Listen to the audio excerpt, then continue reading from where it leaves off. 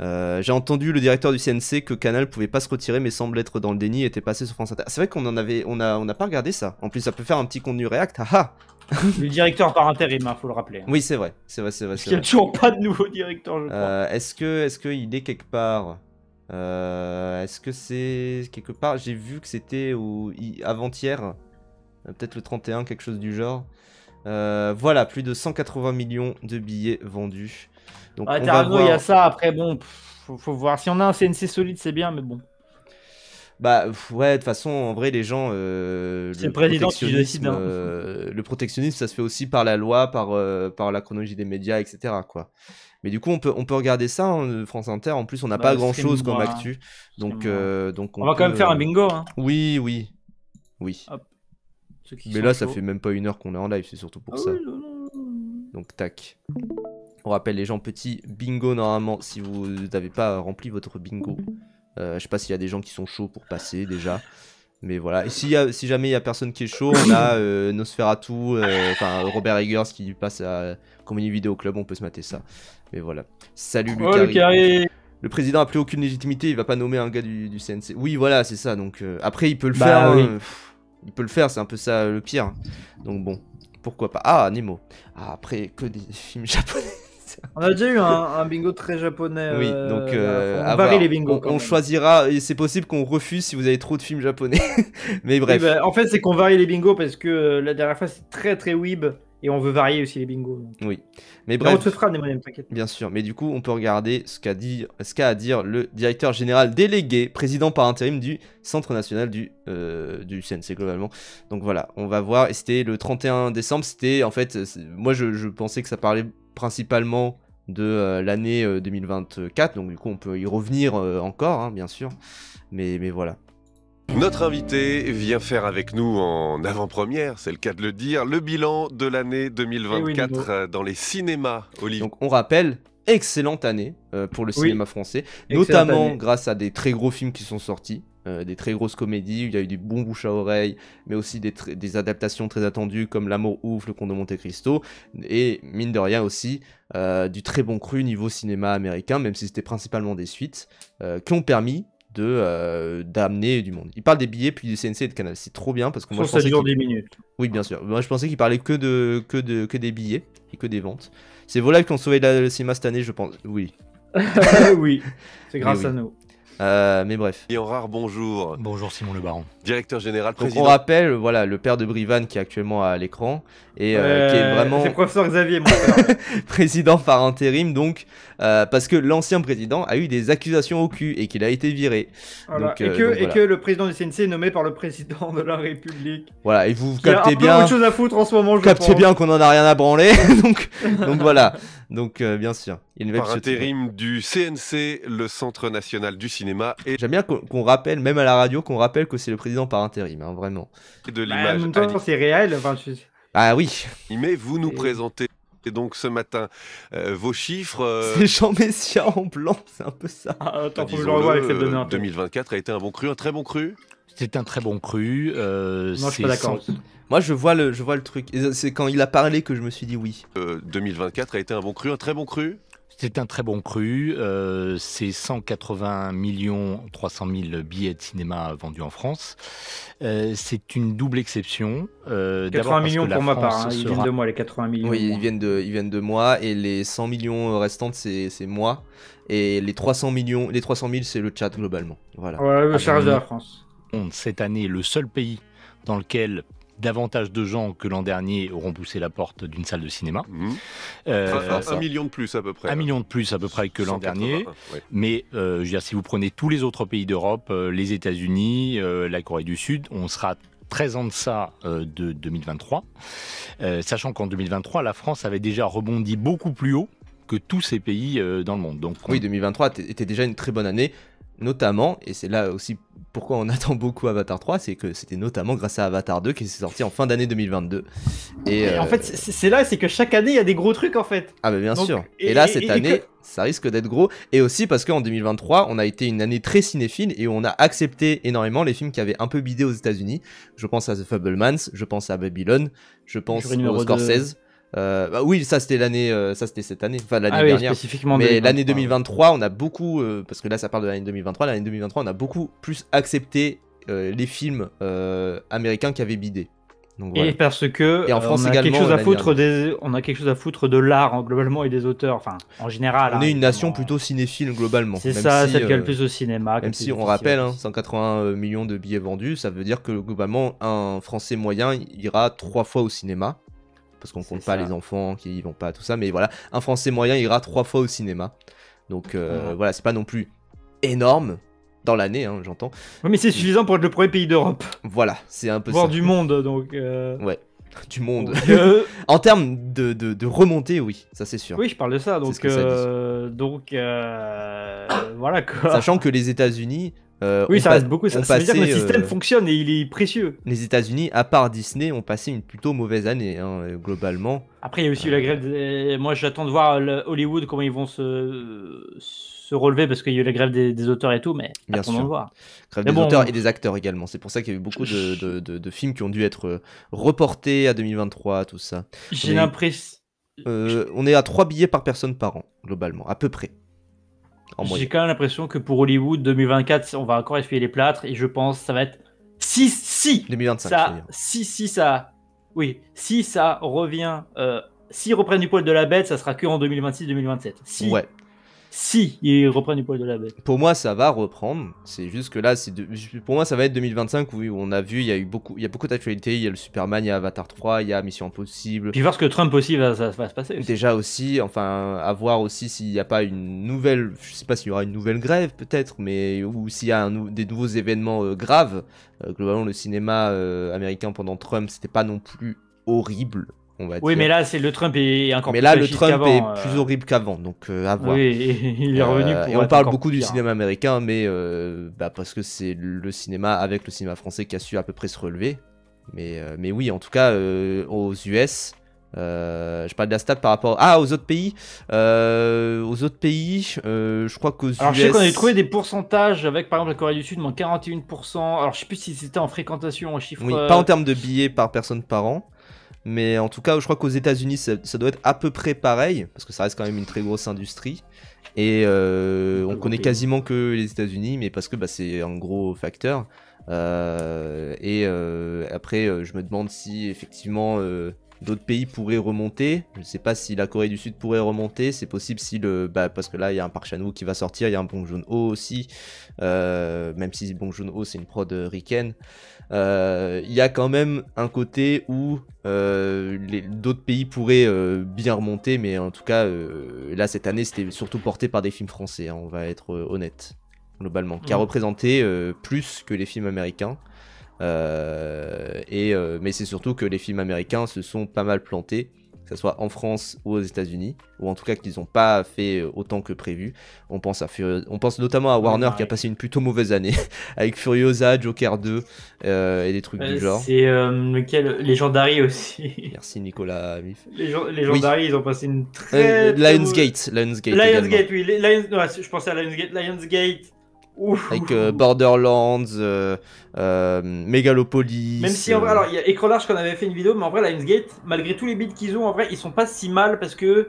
Alors c'est dans le truc des contrats, comment ils gèrent les budgets, mais en fait, ils réussissent à se raccrocher. En fait. Oui, on rappelle que c'est pas parce qu'un film bide au box-office et qu'il fait moins que prévu que avec des exceptions de taxes, des trucs du genre, des accords, notamment c'était Ant-Man 3 où tout le monde avait prédit parce que ça avait 300 millions de budget et ça déjà qui est passé ou bref 300 millions de budget et qui avait rapporté 400 millions, donc sachant que 300 millions de budget on compte pas le marketing, etc. Donc ça veut dire qu'il était censé rapporter beaucoup plus et finalement il y avait des exceptions de taxes, des arrangements parce que ça a été tourné en Grande-Bretagne et que la Grande-Bretagne accorde des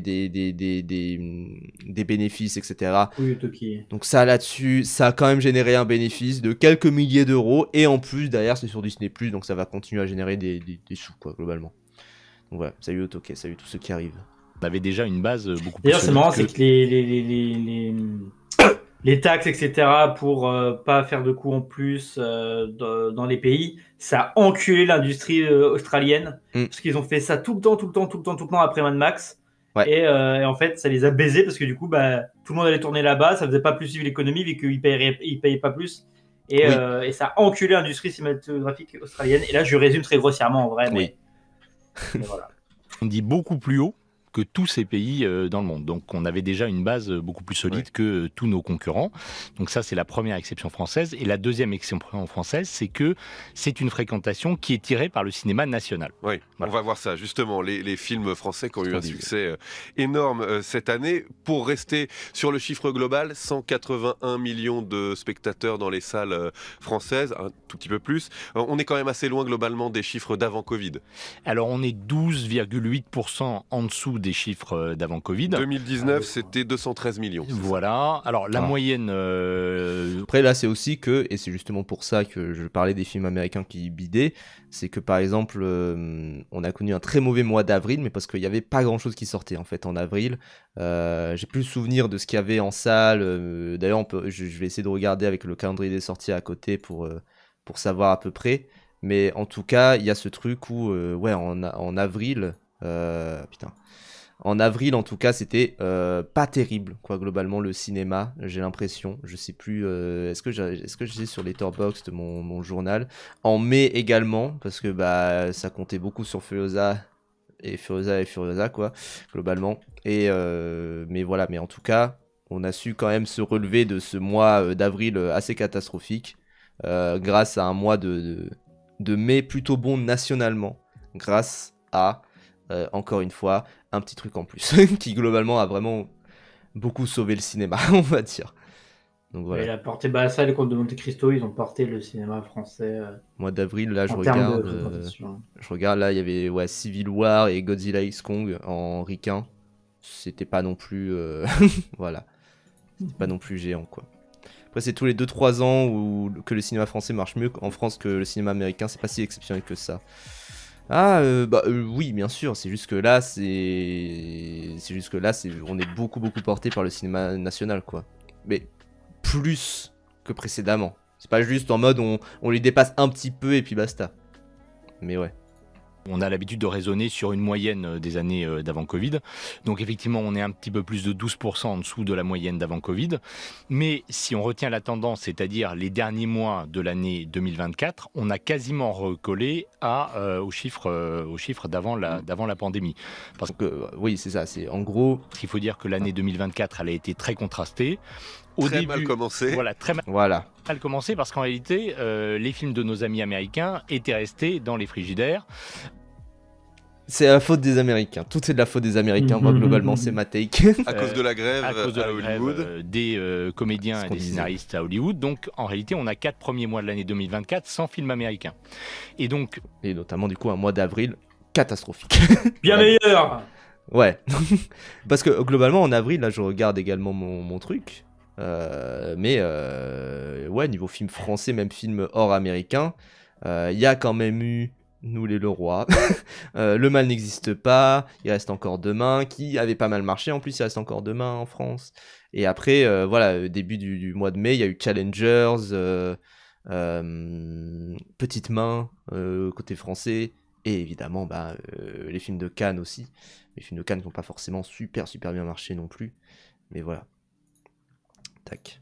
Ce bon chiffre 2024, au total au-dessus de 2023, il a été entièrement tiré par le cinéma français. Donc si on a une année 2025 avec des films français qui continuent sur leur trajectoire et un cinéma américain qui est revenu au cours des derniers mois, on voit bien les succès de ces dernières semaines, on peut espérer s'approcher des niveaux d'avant Covid. Ça veut dire qu'on voit se casser l'habitude de rester chez soi, sur son canapé, qu'on avait prise, en tout cas qui s'était accentuée pendant les confinements. Alors une tendance dont on avait parlé avant le confinement, puisque c'était le grand sujet de débat, le confinement plus les plateformes, allait-il tuer le cinéma français?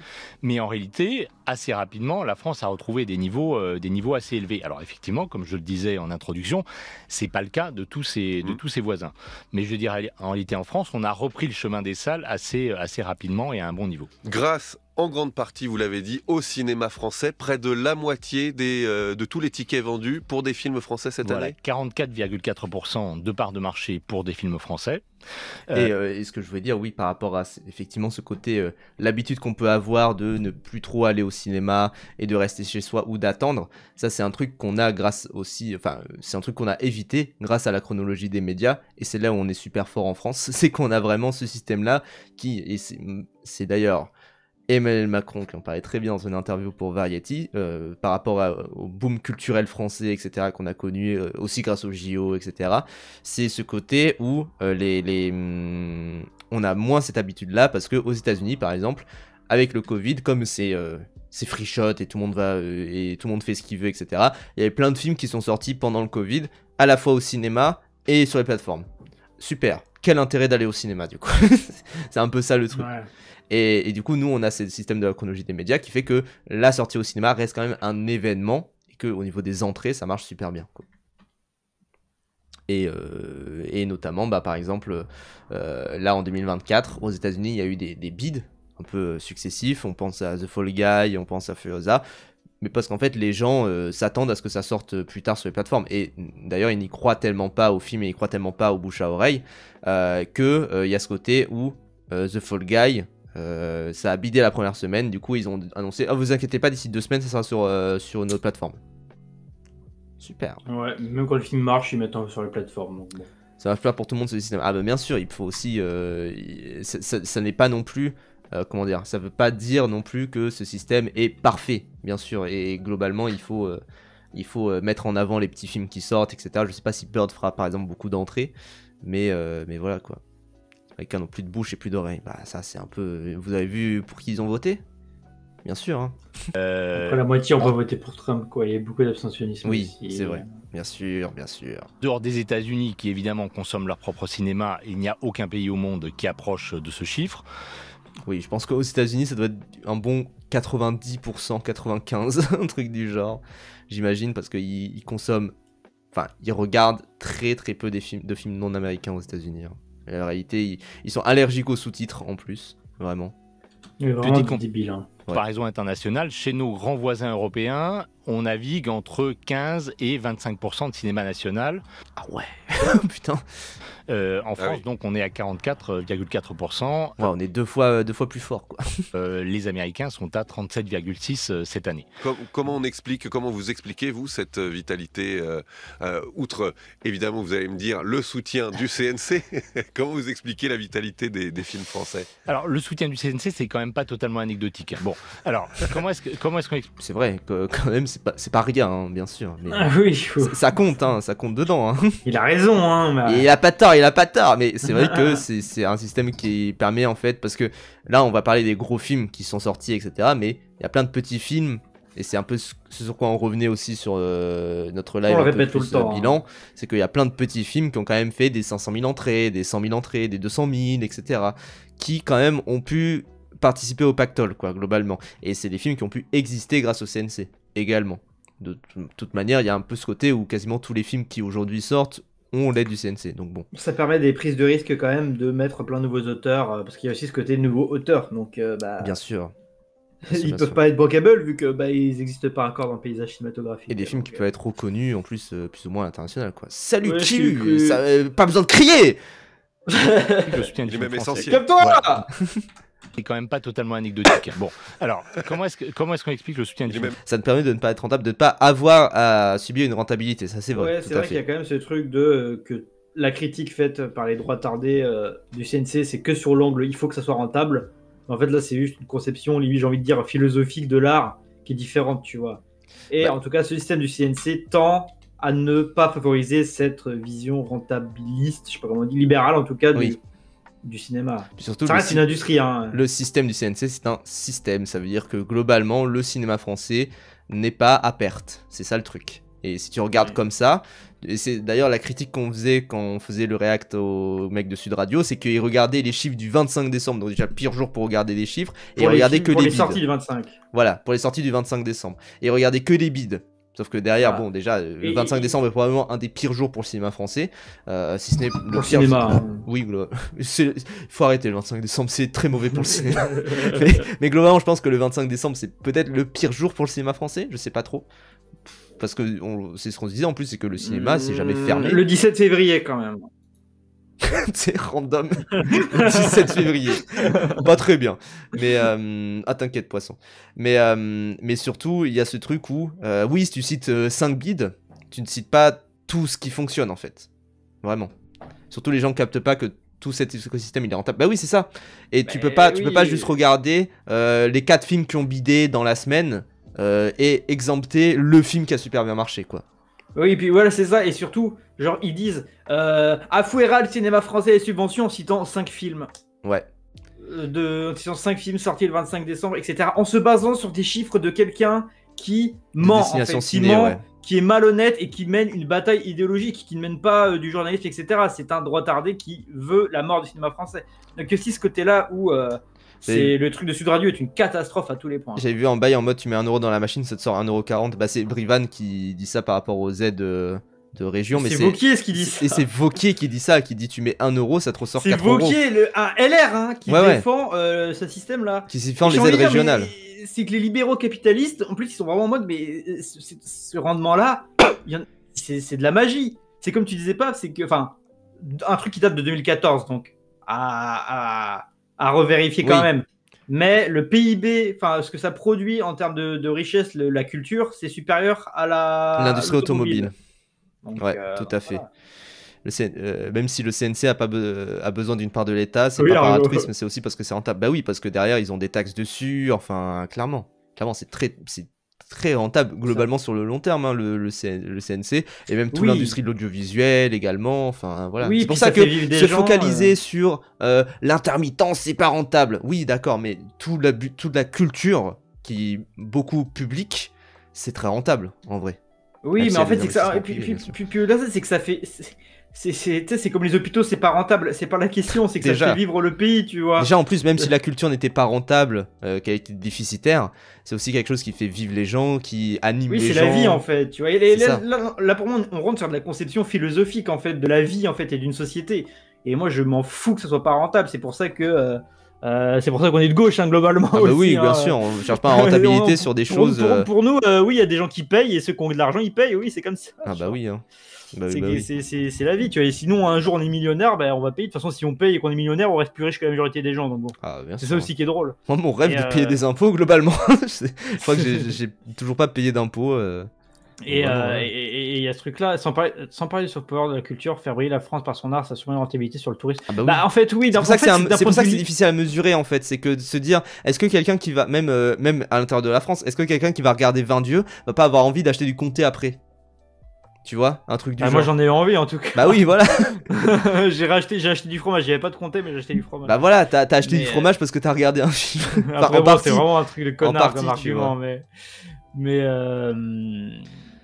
oui, c'est pas parce que c'est pas rentable comme une entreprise qui vend, je sais pas, des smartphones. Oui. C'est pas la question. Et puis clairement, dans tous les cas, même en dehors de tous ces arguments philosophiques là, de toute manière c'est rentable, tu vois. De toute manière, l'industrie globalement est rentable. C'est pas parce que tu regardes 3 films qui ont bidé que tu vas louper le gros film qui a marché. Et le gros film qui a marché parce que les gens qui étaient dessus avaient bossé précédemment sur des films qui avaient bidé, etc. Donc il y a aussi, encore une fois, c'est le théorème Justine Triet, quoi, globalement. C'est que Justine Triet, elle a fait des films à perte et Anatomie d'une chute a tout remboursé.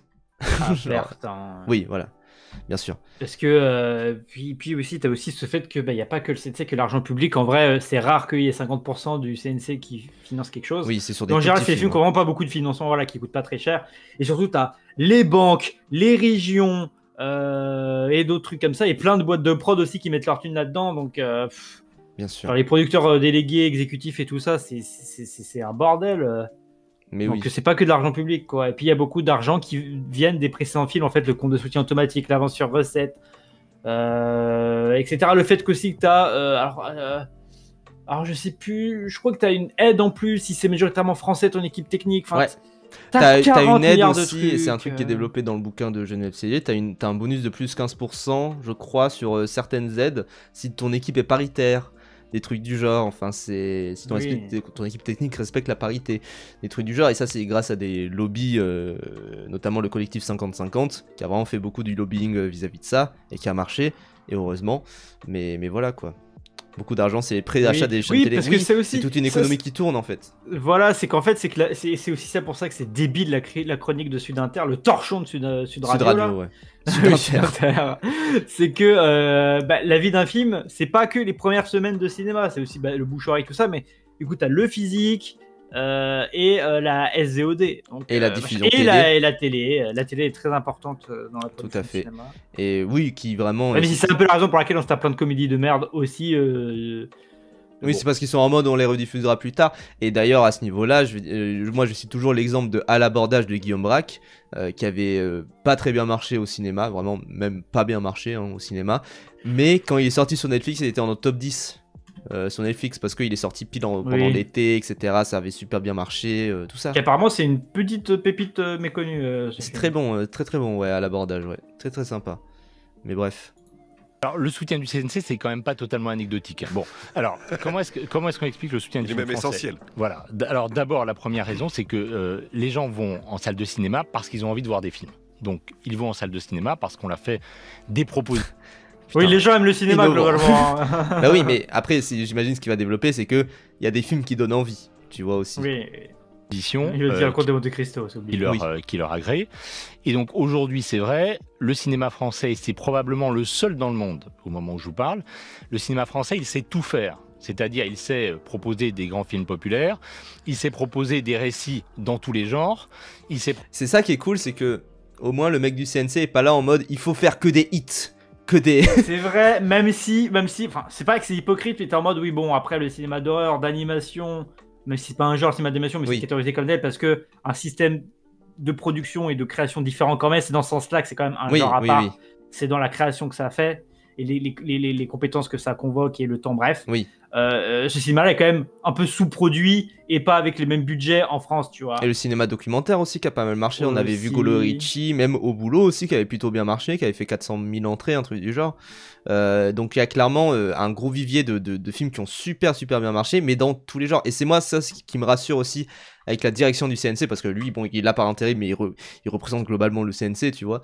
C'est qu'il y a ce truc où ils vont pas juste dire il faut faire que des hits. Non, il faut aussi privilégier les entre guillemets petits films ou moyens films, on va dire, voilà, bien sûr, mais qui vont aussi fonctionner, quoi. Proposer des films dans tous les budgets, et ça, on est à peu près les seuls à être capables de faire encore ça. Cette variété des genres, des publics, on la constate avec les 3 plus gros films français de l'année, qui tous 3 sont dans le top 5, dont 2 sur les 2 premières marches du podium. Un petit truc en plus d'Artus, près de 11 millions d'entrées. Le Comte de Monte Cristo de Mathieu Delaporte et Alexandre de la Patelière, plus de 9 millions. Et à la 5e position, L'amour ouf de Gilles Lelouch, près de 5 millions d'entrées, qui effectivement sont des films... voilà, il y a un film très feel good, un autre de KPDP, un autre plus une histoire d'amour sur fond de violence, voilà, ça n'a rien à voir. Voilà, c'est ça, le Roméo et Juliette de l'époque contemporaine. Vous savez, il était très fier, regardez son expression du visage quand il dit ça. Il était très fier de ça. C'est ça, le Roméo et Juliette Regardez, il est tout content, il est tout mignon. Il y a un singe qui danse là, qui est trop content. Et du coup, il est tellement content de ce qu'il a dit qu'il n'arrive pas à trouver ses mots. Après, c'est trop mignon. De l'époque. Bon, après, ça reste. Oui, bien sûr, c'est un petit patron. Voilà. Voilà, faut peut-être. Globalement, c'est un petit patron. Faut pas non plus se dire. C'est pas qu'il vote Mélenchon, lui, tu vois. Voilà, bien sûr. Après, je pense petit Glucksmann, tu vois. Parce que quand même, le milieu de la culture. Est-ce qu'on l'aime bien, le Glucksmann? Oui, non, mais tu sais, mais globalement, milieu de la culture. Oui, voilà. ça va voter PS de merde. Voilà. Rien à voir. Voilà, c'est ça, le Roméo et Juliette de l'époque contemporaine. Vous savez, L'amour ouf, c'est un spectateur sur 3 entre 15 et 25 ans. Hein. Ah ouais. Après, ça m'étonne pas tant que ça. Bah, parmi ceux qui vont le plus au cinéma, les 15-25. C'est vrai. Donc, avec les vieux, c'est beaucoup les vieux en vrai, hein, oui. je crois. Voilà, il n'y a pas que les séries. C'est eux les premiers, mec. Oui. Qui intéressent cette tranche d'âge. Alors, il y a ces 3 films-là, ces 25 millions à eux 3. En fait, c'est le double des 3 meilleurs films, enfin des 3 films les plus vus français de 2023. Ah ouais, putain. Pour retrouver des chiffres comme ça, il faut remonter à quasiment 15 ans. Mais c'est aussi toute une diversité de films avec des plus petits budgets, avec des récits peu attendus. C'est cool je le redis, c'est cool qu'ils soulignent ça aussi. Qui ont réussi à faire des cartons, par exemple. C'est l'intérêt de ce système. Ouais. Qui aurait dit en début d'année qu'une comédie musicale sur la transition de genre d'un chef de cartel mexicain Emilia allait Pérez réunir de Jacques Audiard. plus d'1 million de spectateurs, qu'un premier film... Alors, actuellement, c'est pas vraiment un film sur la transition, parce que ni même sur la transition anticipée, parce que c'est pas vraiment... C'est plus sur la transition médicale, en fait. Non, mais même, c'est juste le principe du film. Sinon, c'est un film de gangster... un film de gangster et d'identité double. On pourrait remplacer cette identité par juste une chirurgie purement faciale, ça changerait rien. Et oui, c'est un peu face-off de Brian De Palma finalement. Enfin non, c'est pas Brian De Palma, je sais pas. Pas du tout. Mais oui. Si Mais quel wokiste, hein. Le premier film auquel il pense, c'est Emilia Pérez. Parce qu'il est aux Oscars. Oui. Emilia Pérez de Jacques Audiard. Plus d'1 million de spectateurs, qu'un premier film sur une bande de gamins dans le Jura qui vont chaparder du lait pour fabriquer du comté allait... Enfin, ce qui m'amuse, c'est que le présentateur il essaye de trouver les films. Il fait les bacs. Non, tu sais, mais il a un jeu, tu vois. Oui, c'est John Woo, pardon. Mais il a un jeu télévisé en mode il essaye de retrouver le plus rapidement possible le bail. Ils Aldana casting, bah bien sûr, mais comme The Substance aussi. The Substance, techniquement, c'est un film français, un ricain aussi, mais bref. Une bande de gamins dans le Jura qui vont chaparder du lait pour fabriquer du comté allait réunir... Mais attends, mais l'argument du t'as des acteurs connus, etc. Oui, mais alors, les gens vont quand même voir le film. Ah oui, non, bien sûr. Bien sûr. Dans tous les cas, ça ne change rien. Après, c'est un boulot de vendre un film. Hein. Ah oui, et surtout à des acteurs d'ailleurs. Gamins dans le Jura qui vont chaparder du lait. Parce que c'est eux qui tiennent par les couilles le film quelque part aujourd'hui. Hein. Fabriquer du comté allait réunir 400 000 spectateurs, etc. Je veux dire que j'ai un film sur le rapport filial entre un gangster corse et sa fille allait Le Royaume. Ah non, Le Royaume, pardon. Réunir Le Royaume, c'est ça. Le Royaume, plus de 200 000 spectateurs. Et cette année, on a... C'est vrai que 200 000 spectateurs, c'est pas mal hein, pour Le Royaume, hein, vraiment. Et surtout, je trouvais, tu sais, genre, je voyais le film de loin, je me suis dit, ah oui, ça va pas faire... ça va bien marcher, mais tranquille, tu vois. Et que ça fasse 200 000 entrées, c'est vraiment cool, hein. Paf. 10 films. Tu vois Le Royaume. Oui, il faut que tu vois Le Royaume. Mais j'ai des origines corse en plus. Le budget est inférieur à 4 millions d'euros qui ont rassemblé plus de 200 000 spectateurs. Ouais. Donc il y a cette diversité. Attends, quoi ? Dont le budget est inférieur à plus de 200 000 spectateurs. Et cette année, on a 10 films dont le budget est inférieur à 4 millions d'euros qui ont rassemblé plus de 200 000 spectateurs. Ouais. Ce qui est très très très bien, les gens. Hein. Vraiment très bien. Donc ça veut dire que c'est vraiment un tout petit budget, mais qui rassemble vraiment beaucoup. Et ça, c'est... Du coup, quand il va y avoir le format physique, quand il va y avoir les SVOD, etc., il y aura peut-être des gens qui vont voir. Ça se trouve, là, Le Royaume, quand ça sera en SVOD, tout le monde dira, mais c'est quoi ce poulet ? Bah oui, c'est ça. C'est quoi ce poulet ? Donc, il y a cette diversité, effectivement.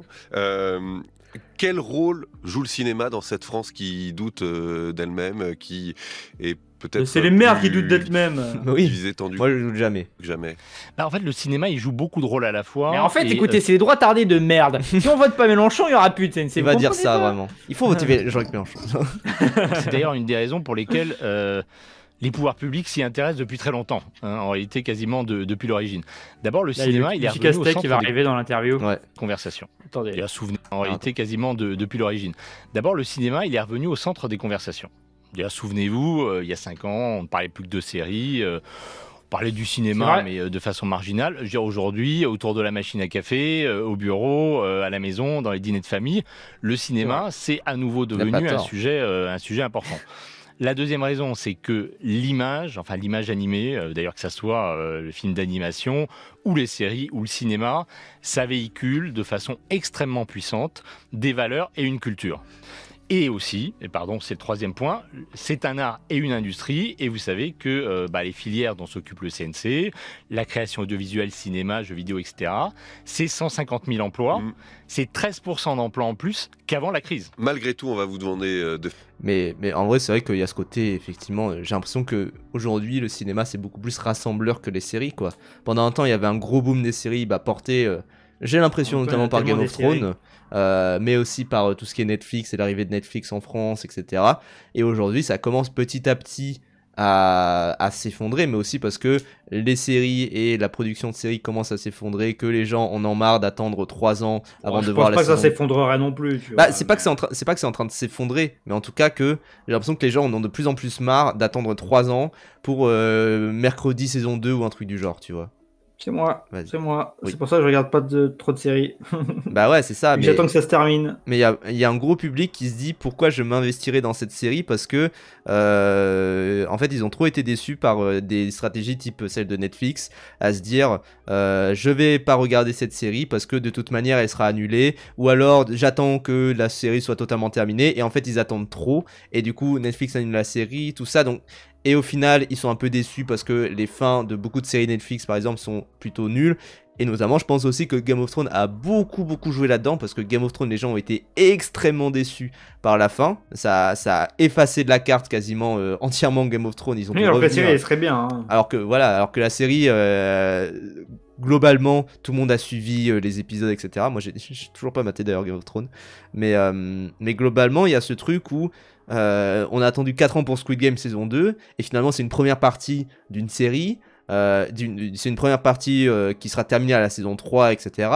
Donc à quoi est-ce que quel est l'intérêt d'aller voir des séries alors que aujourd'hui et en particulier si tu vas voir le cinéma français parce que le cinéma américain c'est que des suites etc. Bah tu vas voir des histoires originales qui se contiennent et ça c'est aussi la grosse force du cinéma, c'est que pendant longtemps le cinéma... Ça dépend lesquels films tu parles. Bien sûr, mais pendant longtemps le cinéma... Oui, je pense pas au Trois Mousquetaires volume 2 par exemple. Mais pendant longtemps le cinéma, on disait que ça se rapprochait des séries, notamment à cause des franchises, du MCU, etc. Mais aujourd'hui j'ai l'impression qu'on est en train de comprendre que il faut commencer, même chez les blockbusters, à faire des films plus originaux qui peuvent se contenir et qui peuvent être visionnés par quelqu'un qui n'a pas vu les 5 épisodes de WandaVision avant ou un truc du genre quoi. Après je suis un peu d'accord Terragno que je sais pas, je pense qu'il faut attendre encore un peu avant de... On n'a pas assez de recul sur le côté série etc. Ça, mais bon c'est vrai qu'il y a quand même cet aspect, je trouve que oui il y a quand même ce truc du... Ouais déjà il y a immensément de séries tout le temps, il y a Apple TV, Netflix, Amazon, HBO. Netflix, Disney, HBO, Paramount, machin et tout. Et puis après, tu as des bouquets avec Amazon Prime et tout, mais c'est tellement un bordel en tant que consommateur parce que la majorité des gens qui regardent des séries n'ont pas les sites de téléchargement en tête, ils sont abonnés. Et vas-y, il y a trop de trucs, tu vois. Oui. Alors que le cinéma, c'est un endroit qui est fixe.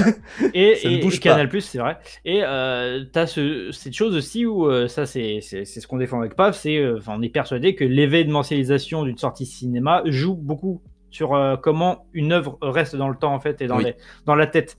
Genre The Substance, si c'est sorti directement sur Mubi, je suis persuadé, bon après là c'est de la fiction parce que c'est pas arrivé cette timeline-là, mais je pense vraiment qu'on n'en aurait pas entendu parler autant et ça aurait pas fait autant parler The Substance s'il n'y avait pas, même avec Cannes, s'il n'y avait pas la sortie salle.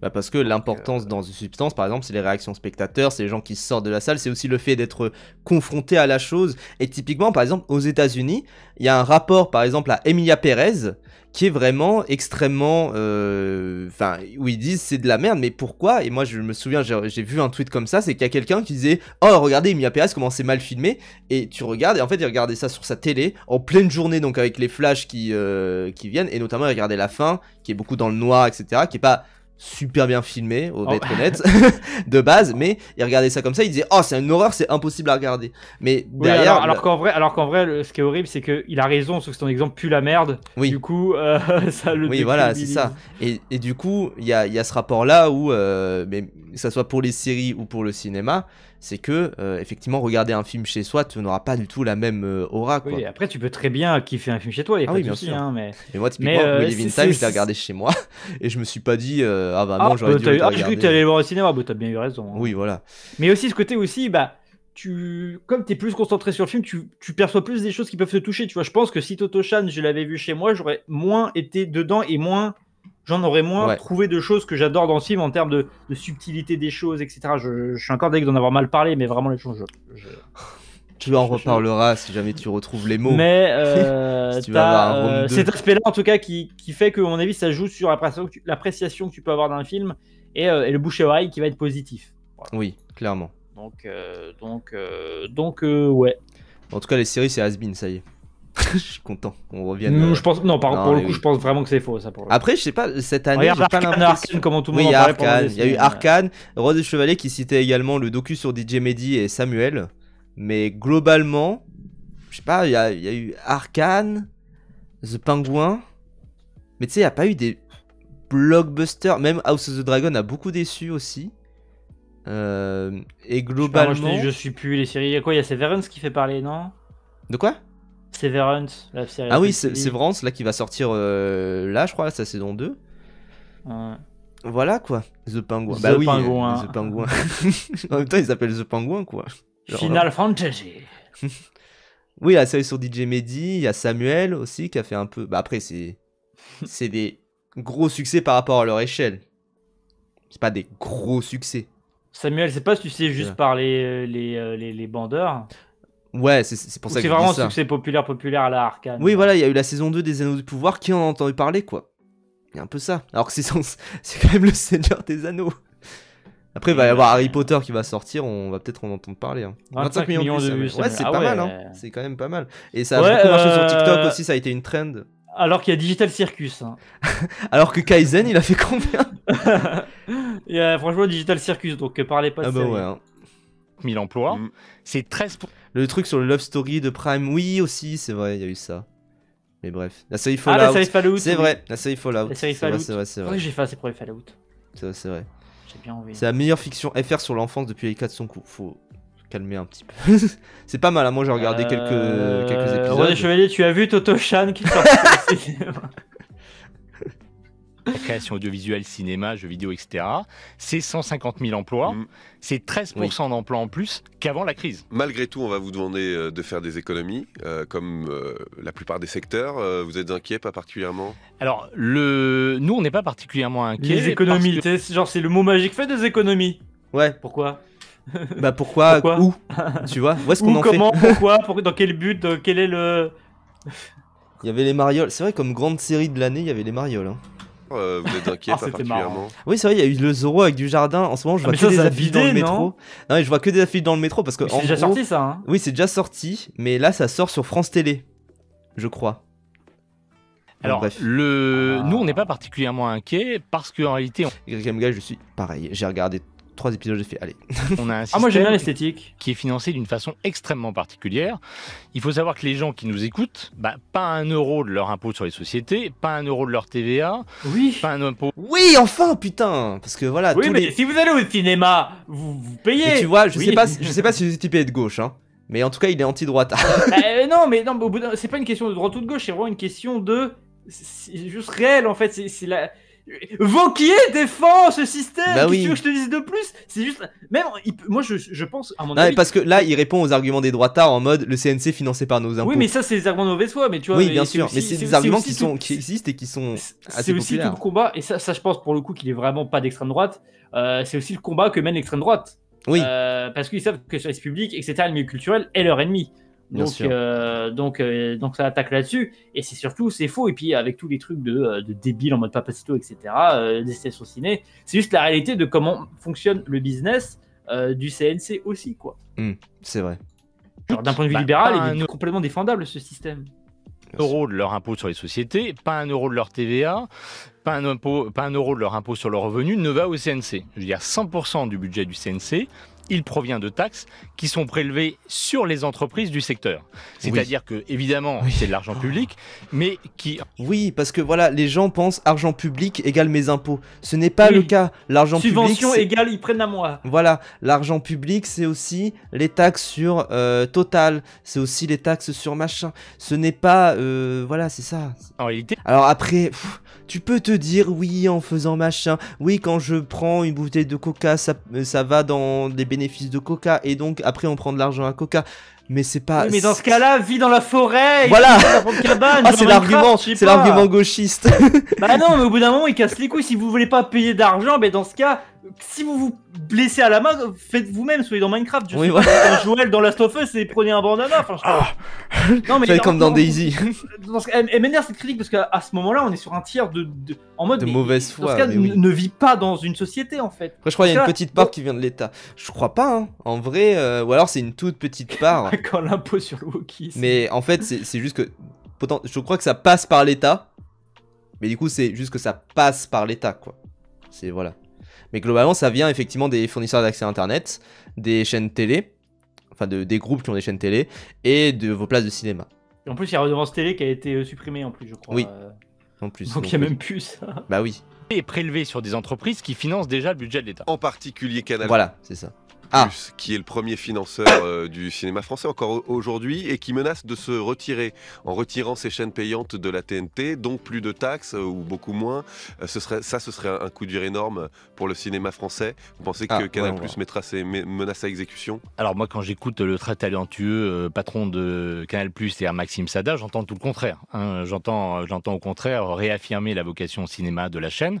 Donc je veux dire, oui, c'est juste que là, ils sont en bif par rapport à l'Arcom, etc. Donc oui. Une part va aux chaînes télé publiques redirigées de plusieurs manières vers le CNC cinéma plutôt. Oui, je crois que c'est un bail comme ça. Enfin, c'est vraiment... Parfois, c'est un serpent qui se mord la queue aussi. Moi, je me souviens, pour le coup, il avait pas tort. Il y avait un tweet de Destination Ciné qui pointait du doigt le fait qu'il y avait des jeunes qui avaient pris avec leur passe culture des places de cinéma et que la montée du cinéma permettait de financer le passe culture, des trucs du genre, tu vois. Donc c'est des trucs comme ça. Où en fait, en soi, parfois, le serpent se mord la queue. Question du retrait. C'est très bien qu'ils aillent voir leur film avec le passe culture. Oui, bien sûr. De toute manière, voilà. Mais c'est juste que Destination Ciné faisait « Ah, le système est bien rodé ». Moi, je suis en mode « Oui ». Mais super. Dans les coûts, qu'est-ce que ça a fait? Dans les coûts, qu'est-ce que ça a fait? Ça fait que l'État a gagné de l'argent sur des sociétés qui ont pu avoir une place gratuite. Un jeune a pu aller voir un film. Voilà, c'est tant mieux quoi. Et l'État a pu se faire du fric aussi. Donc c'est une économie très vertueuse. Regardez les woke, le système est pensé pour qu'il marche en fait. De toute façon, les gens, une économie où ça redistribue les thunes, ça sera toujours plus noble, on va dire. Que oui voilà, bah du coup c'est bien. Du coup c'est vraiment la meilleure vidéo. mais une économie bien, parce qu'on rappelle la base. Moi je m'y connais très peu en économie. Hein. J'ai un ami qui s'y connaît énormément, etc. Mais voilà. Mais bon, bah, voilà, tu sais lequel. Colonel WhatsApp. Le colonel WhatsApp qui s'y connaît super bien. Mais il y a un truc quand même que j'ai appris qui est de ce que j'ai compris la base de l'économie, c'est que quand par exemple vous prenez un taxi, vous lui donnez 20 €. La personne qui prend le taxi va acheter une galette des rois 20 €. Le boulanger à qui vous avez acheté la galette des rois va acheter, je sais pas, va réparer sa plomberie en partie avec les 20 €. Le plombier va utiliser pour ça. Donc en fait, tout ça fait un cercle où vous avez 80 €, 100 € de valeur qui sont créés juste avec un billet de 20 €. Le même billet de 20 € qui se transvase. Le problème dans l'économie actuelle, c'est qu'il y a des gens, genre vous allez acheter un truc, vous avez acheté votre abonnement Canal+. Donc je vais pas prendre Canal+, parce que ça va être méchant. Mais vous allez acheter avec vos 20 € un produit LVMH. Bernard Arnault va garder cet argent. Genre, voilà, globalement c'est ça. Donc, plus globalement, tu peux regarder ce que j'ai envoyé dans cette textualité vocale. Ça résume très bien la pensée la pensée de l'économie, tout à fait, c'est ça en fait ce qui se passe. Regardez la chart. Si vous regardez s'il vous plaît le chart, voilà. Voilà. Ça fait circuler plus, ça circule plus ça circule, plus on est riche. Oui, c'est ça. C'est globalement plus ça circule, plus l'économie va bien, globalement. Et voilà. Mais derrière, si ça ne circule pas, bah, rien ne se passe. Si ça ne circule pas, je vous prierai de regarder le chart, s'il vous plaît. Voilà, regardez. Ici. Et voilà, on dirait MJ. Un peu. Mais globalement, voilà, c'est aussi... Enfin bref, je sais plus pourquoi on parlait de ça par rapport à Canal+. Mais en tout cas... Parce que... Ah oui, par rapport au pass culture et tout, oui. Oui, voilà. Mais en tout cas, ça se redistribue bien, le cinéma, globalement. Et c'est une des économies, c'est pour ça que c'est aussi une économie très prospère, c'est que tout se redistribue très bien. Oui, c'est un système vertueux. Voilà, c'est ça. Alors que des libertariens, ils veulent, bah non, tu vas faire du mécénat et tu vas vendre ton art à d'autres. Ah oui, oui, ça, oui, à la sauvette. C'est super, l'industrie va super bien gérer grâce à ça. Bah, du coup, va demander à des millionnaires de financer ton truc, ils vont dire non, je garde mes millions. Mais oui, mais ils captent quand même que si on fait ça, il y aura juste plus de blockbusters français. Parce que les États-Unis, ils peuvent se permettre de faire des blockbusters américains parce que c'est les Américains, ils ont l'argent à foison, etc. Après, mais en France, nous, on repose beaucoup sur ça quand même. Même si Tarino a raison, je veux dire, si vous donnez plus vous donnez de bits en fait sur ce stream, plus il y a une taxe spécifique du CNC qui a été mise en place récemment sur les bits de Twitch. Des mecs sur le cinéma profite de ça. Voilà, donc le cinéma français va profiter de ça et même le cinéma tout court. Donc si vous voulez plus de, par exemple, de Hong Sang-soo en salle, des plus gros budgets pour un Song-Soo, vous donnez plein de bits. Plus vous donnez de bits, plus il y aura de Après, premier degré, tu sais, il y a un vrai truc, c'est que moi, je suis très fier parce que je reçois souvent des messages de gens qui me disent « Ah, je suis retourné au ciné grâce à toi ». J'ai même croisé un mec à la soirée du Nouvel An avec qui on avait discuté en fait du cinéma serbe, des trucs du genre, tout ça avant, et qui m'a dit « Moi, je vais un peu plus au ciné grâce à tes streams, etc., grâce aux discussions qu'on a, tout ça.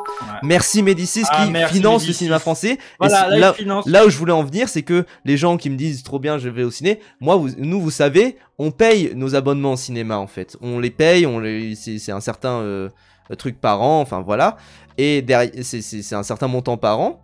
Mais derrière, il faut financer nos abonnements cinéma. Parce que grâce à nos abonnements cinéma, on permet à des gens d'aller au cinéma après et qui vont renégocier leur rapport au cinéma. Typiquement, je crois que c'était Laurentin qui était non, c'était pas Laurentin, je sais plus, qui était passé et qui disait moi je vais pas souvent voir des films au cinéma. C'était Laurentin ou Despo, peut-être, je sais plus, je confonds. Et là, qui disait ma résolution, c'est d'aller plus au cinéma cette année. Laurentin. Bah voilà. Et ça, vous voyez, vous êtes des dizaines à dire ça. Oussem aussi, ouais, tout à fait. parlait avec le Cinépass, etc. Et qui finalement, enfin, je sais pas s'il a fait finalement, mais qui a claqué son Cinépass, donc ou un UGC, je sais plus ce qu'il a pris, mais c'est vrai. En vrai, ouais, bah, on va commencer à être des influenceurs. Bah, on est des influenceurs cinéma. Et d'ailleurs, c'est un vrai truc. J'en ai discuté avec les gens de Tsunami. On veut des sponsors. J'en ai discuté avec des gens de Tsunami. C'est que moi, j'ai dit qu'on était conscient que quand on recommande des films, il y a des gens qui vont le voir. Notamment, on a parlé des Reines du Drame, par exemple. Il y a des gens qui sont allés le voir. D'ailleurs, il faut que je rediscute de l'interview un peu plus tard, je pense. Mais si, ça. Parce que Brivan est médisant, il pense que ça va pas arriver.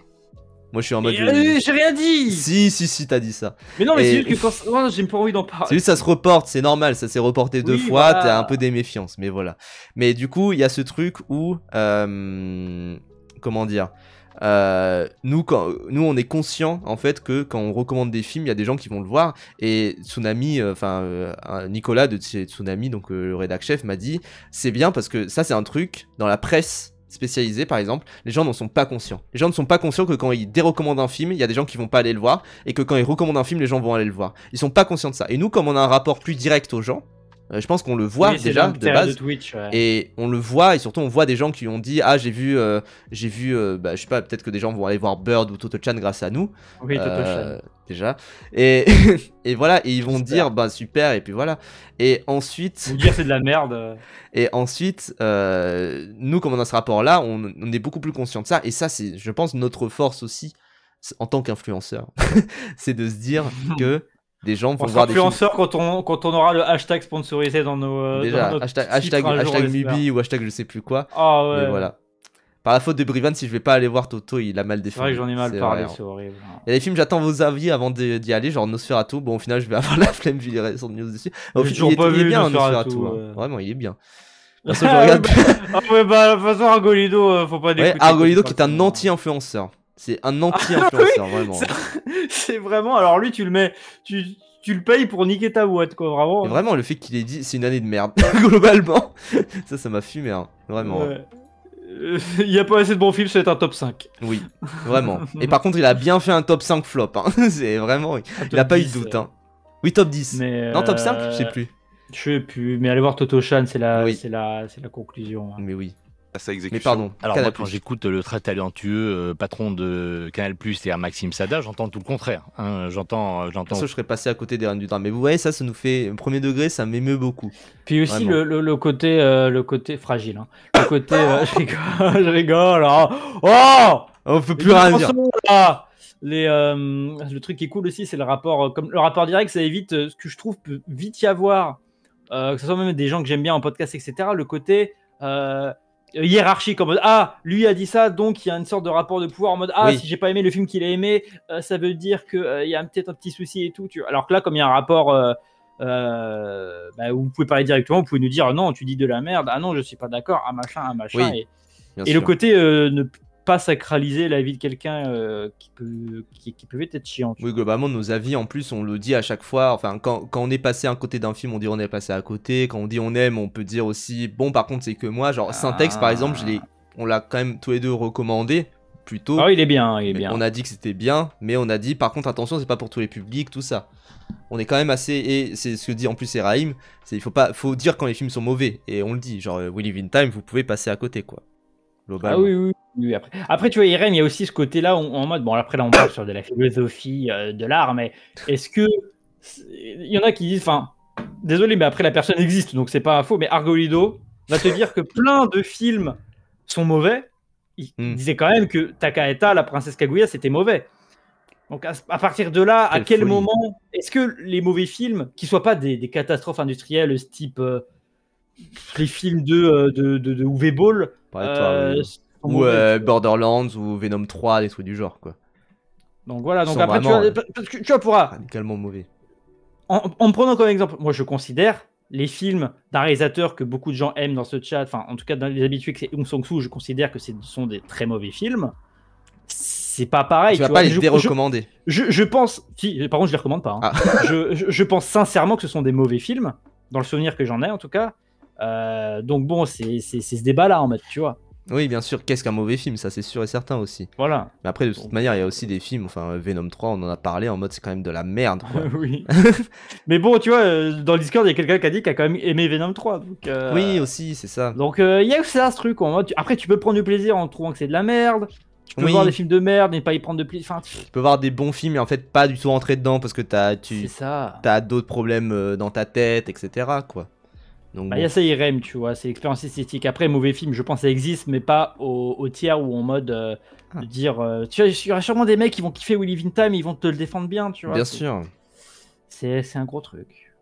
C'est Yas encore. C'est Yas encore qui va passer, trop bien. Vous pensez que Canal Plus mettra ses. Celui qui va passer, attends, ça va dépendre qui c'est qui va aller dans la salle d'attente en premier. Bien sûr. Alors moi quand j'écoute le très talentueux patron de... Et si c'est pas des films japonais de Canal+, qui est Maxime Sada, j'entends tout le contraire. Hein. J'entends au contraire réaffirmer la vocation au cinéma de la chaîne. Donc j'ai à la question... Oui, en fait, et en soi c'est sur quoi on voulait raccrocher les wagons. C'est ce côté où en fait là, le bif avec l'Arcom et avec les chaînes de télé, etc., avec C8, tout ça, en fait empiète un peu sur le financement du cinéma potentiellement. Et là, il réaffirme que quand même que, a priori, et même c'est ce qui est visible. Est-ce que toi, tu l'as eu la pub des 40 ans de Canal là, qui passe au cinéma? Oui, en mode fausse série là. Ouais, bah ouais, ça affirme quand même, tu sais, les piliers de Canal+, c'est-à-dire le cinéma, l'humour. Bon, en plus, ça met des trucs qu'ils ont définancés, type les Guignols, tout ça, c'est dégueulasse comme pub techniquement. C'est un peu mensonger. Oui, ça sera l'héritage. Voilà, c'est le cinéma, le sport, l'humour globalement. Voilà, c'est un peu les piliers de Canal+. Il n'y a pas eu même le film érotique? Oui, bah les diffusions de porno aussi, évidemment. Mais oui. Du retrait de Canal+, de la TNT payante, c'est une question un petit peu technique, puisque par ailleurs... Ouais, même lui, il sait pas. Canal+ reste présent. Après, Argolido, arrête, ils sont en position d'hégémonie immense. Hein. Ah oui, clairement, ils sont plus que le budget du CNC. Hein. Ils financent plus que le budget du CNC globalement. Hein. Et c'est même le problème qu'on se repose trop sur une seule entité. Ouais, c'est possédé par Bolloré, hein, on rappelle. Hein. Voilà. C'est aussi ça, et c'est l'hégémonie culturelle de Bolloré, quoi. Et d'ailleurs, je sais que là, il y a des trucs genre Malik Bentala qui a annoncé ne plus vouloir bosser avec Canal+, tout ça. Bah, c'est un choix très très dur, justement, parce que c'est compliqué, quoi. Oui. Après, dommage, on a peut-être pas directement, alors. Oui. Peut-être qu'il va bosser pour des films avec Canal+, qui a la chaîne. Oui, bien sûr, mais pas avec genre Studio Canal, par exemple, ou un truc du genre. Je crois que la pub en question a été scénarisée, produite par Decaune, qui est genre chef de l'édito, mais qui décide pas des budgets. Ah, marrant ça. Marrant. En tout cas, elle est très sympa la pub d'ailleurs. Hein. Non, mais il y a plein de pubs sympas. Il y a des pubs sympas qui sont badants, qui sont en vrai des pubs de bâtards, mais vas-y, tu vois, elles sont sympas. Elles sont bien faites, elles sont bien produites, je pense. Pardon. Donc j'ai à la question du retrait de Canal+, de la TNT. Mais ouais, même lui, il sait pas ce que ça veut dire, le truc du retrait de la TNT, tout ça, il est en mode c'est le cas de Charles, Nothing Ever Happened. Bah oui, c'est ça. Pour l'instant, on sait rien. On rappelle, on sait pas encore, rien ne se passe. Voilà. Tout ce que vous devez savoir, c'est aller voir Toto Chan au cinéma, c'est très très bien. Et rien ne se passe. Voilà. Cinéma de la chaîne. Donc j'ai à la question du retrait de Canal+, de la TNT payante, c'est une question un petit peu technique, puisque par ailleurs, Canal+ reste présent sur tous les autres canaux de diffusion, continue à contribuer au CNC, et au jour d'aujourd'hui, maintient ses investissements dans le cinéma. Donc vous pensez que ce sont des menaces, et qu'elles resteront à l'état de menace? Ce qui se passe aujourd'hui, c'est quand même une forme de révolution, parce que, rappelez-vous, il y a 5 ans, on expliquait que les plateformes américaines allaient tuer le cinéma français. Oui. Aujourd'hui, ce qu'on constate, c'est qu'au contraire, elles cherchent à se faire une place dans le financement du cinéma français. Et Warner aussi. Warner, c'est vrai qu'ils ont sorti pas mal de films cette année, production française. Oui, on pense à Leurs enfants après eux, Les Cadeaux aussi. Tu dis, ah quand même, il y a l'air d'avoir un sursaut. On rappelle à l'époque où Netflix était en mode Netflix va enlever la chronologie des médias, c'est fini le cinéma français. En 2024, ils ont financé la restauration du Napoléon d'Abel Gans. Oui. Enfin, ils ont participé à la fin, parce qu'il n'y avait pas eu que. Hein. Oui, il y a la Cinémathèque française aussi. Qui aurait prédit ça à l'époque où tout le monde, enfin tous les connards. La restauration aussi de plein de films français, Nouvelle Vague, notamment les films de Varda, de Godard, de Truffaut. Ouais, sur Netflix, ils ont mis ça sur Netflix et tout. Oui. Et je crois qu'ils ont aussi financé les restaurations de ces films-là. Oui, à l'époque j'étais sur Netflix, c'est comme ça que j'ai vu les Truffaut. Prime commence à mettre des trucs sur les prods françaises aussi. Oui, voilà. Mais il y a eu l'arrivée de Max, enfin HBO Max, etc. Parce qu'en fait, c'est Irène qui dit les Américains à genoux devant la France. Bah, en vrai, oui, en fait, c'est que la France, on est le premier pays d'Europe en termes de cinéma. On produit à mort. On est un marché. Enfin, là, Macron a enculé le statut de la France, mais on reste un pays, pour l'échelle qu'on a, hyper important. On est vraiment une des puissances mondiales les plus très cinéphile aussi. En vrai, c'est pour ça que c'est baisé dans la culture, dans la science, etc. Juste, bah voilà, le libéralisme et l'extrême droite va tout bousiller, mais bon, ça c'est comme ça. Mais bref, on est un pays important et en tout cas dans le marché du cinéma, on est important, on est souhaité, on est souhaitable en fait. On est le pays d'Europe avec le plus d'écrans et de salles et avec celui qui va le plus au cinéma et le plus de films. Donc, et qui s'exporte le plus. Déjà, et globalement, on est un très gros, même pour les Américains. Là, j'avais vu, c'était Vaiana 2, où on est le second marché derrière les US. Pour, loin devant la Grande-Bretagne, par exemple. Oui, alors, je crois vivement que la Chine devienne la Chine devienne la puissance mondiale. Mais je crois que globalement c'est aussi parce que la Chine c'est pas encore sorti là-bas. C'est aussi pour ça. Et puis même je sais pas si est-ce qu'ils sont réfractaires à ça, à Vaiana, etc. C'est possible aussi. Parfois tu sais il y a des films ils bident en Chine. Écoute moi ce que je veux c'est 2027 le grand timonier Jean-Luc Mélenchon avec Winnie l'ourson. Pas un compliment, mais globalement, oui, c'est pas un compliment, c'est juste pour dire que les US ont tout intérêt à financer la France et à quand même financer les films français parce qu'on a ce système-là de protectorat et du CNC, tout ça, et de chronologie des médias et de renégociation comme ça. Mais globalement, le système, vous voyez bien avec Netflix, qui est la chienne du cinéma français, quoi, globalement. C'est-à-dire, ils ont financé plein de films différents. L'image de GTA V, là. Oui, c'est ça, c'est vraiment Netflix et ce mec-là qui tient la chaîne. Hein. En plus, il est chauve aussi. Et... Bah, c'est Franklin. Ah oui, non, c'est Franklin, pardon. Mais putain, c'est quel film que j'ai vu récemment qui était financé par Netflix? Je sais plus lequel c'est. Mais en tout cas, ils ont financé plein de films et parfois des petits films en plus. Donc c'est très étrange. Genre des films en plus. Non, mais genre des Emmanuel, tu vois, des Emmanuel qui sont. Le deuxième acte, ouais, je crois. Le deuxième acte, ça oui. Et putain, c'était lequel? C'était Planète B qui était financé par Netflix. Où je me suis dit, ah ouais, c'est. Ça va là. Puis ça se trouve, ça pareil, on reparlait avant Planète B, ça se trouve il va pas faire ça se trouve il marche pas très bien, mais quand il sera sur Netflix, ça se trouve il sera top 10. Il ne marche pas très bien. Ça se trouve il sera dans le top des films Netflix quand il sortira. Oui, bien sûr. Et les gens se demandent oh what a French cool film. Globalement, c'est un bon film Netflix, hein. C'est un peu en plus une manière de résumer Planète B. Rappel, vous vous souvenez d'HeroCorp? Est-ce que vous pouvez vous douter que Alban Lenoir, qui joue un perso qui est très drôle dans HeroCorp d'ailleurs, serait la star Netflix. La star Netflix du cinéma d'action français. Disney Plus aussi avec Balle perdue 2, je crois, je sais plus. Bah non, Netflix Balle perdue 2. Mais alors c'était Anti-Gang 2, pardon. Anti-Gang 2 qui est sur Disney Plus. Mais avec Alban Lenoir et Jean Reno. Donc voilà, donc finalement la France hein, globalement. Mais oui, Netflix a ouvert le festival de Cannes alors que rappelle pourquoi le logo Netflix par exemple avant il était tout blanc. Au secours, mon logo il est tout blanc. Le logo il était tout blanc. En fait parce que à la base ça avait ouvert le film Okja de Bong Joon-ho. Et c'était tout blanc et ça a aveuglé les gens. Flashbang au festival de Cannes. Et depuis c'est un logo plus sobre, blanc, juste le N sur fond noir, tout le monde le reconnaît, etc.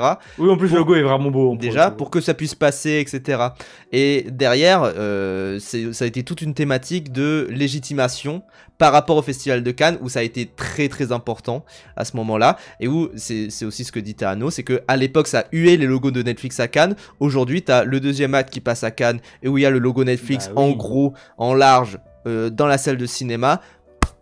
aucun problème, c'est totalement légitime et c'est totalement accepté dans le système du cinéma français. Et parce qu'il y a eu des négociations qui sont faites et que voilà, Netflix et la SVOD, on a trouvé en tout cas un des chemins possibles pour que ça coexiste de manière, en tout cas une manière qui soit pas désastreuse pour le cinéma français.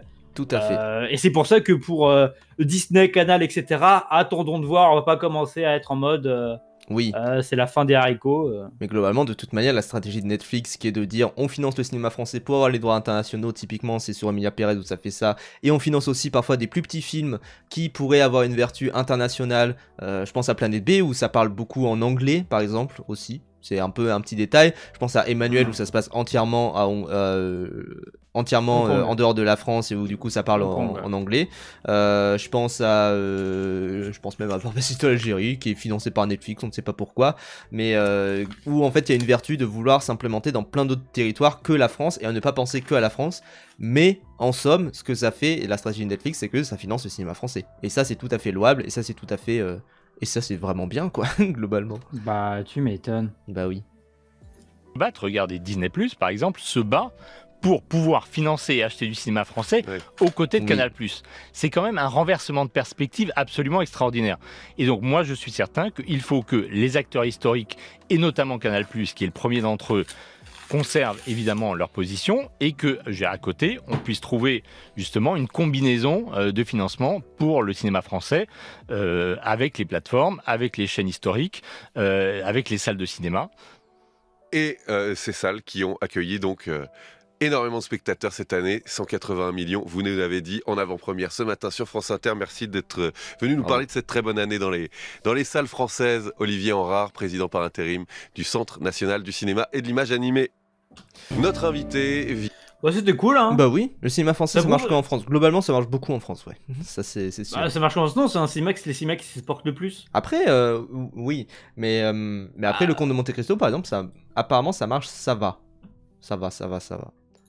Bon. Qui 30 secondes, après, voilà, ils ont un gros programme, mais franchement, ça allait. Merci au papa de Brivan pour cet entretien exceptionnel, à Olivier Henrard.